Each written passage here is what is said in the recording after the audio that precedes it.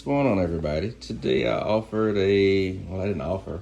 I told of an unboxing that I was going to do for a collab that I have with a company that sells body parts and headlights and taillights. So what we're going to do is just check out the box and see what we got. So I pulled the tape off already. It has some stuff coming. I don't know which is which. So look like we got a set of headlights from my Honda Civic, one of my project cars that I have outside. Let's take them out and see how we like them, how it's constructed. Throw that right there. Kind of hard to use in one hand. So it looks pretty good to be, aftermarket, typical made in China stuff on it. Got a QR code, all that stuff. Packaging is pretty decent, decent headlights, for 2008 Honda Civic. All the tabs and stuff are there.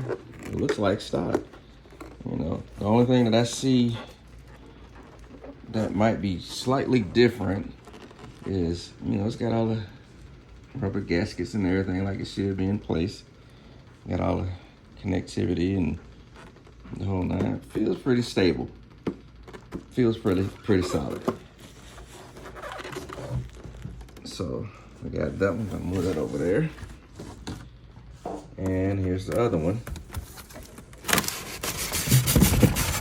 This is how it's packed.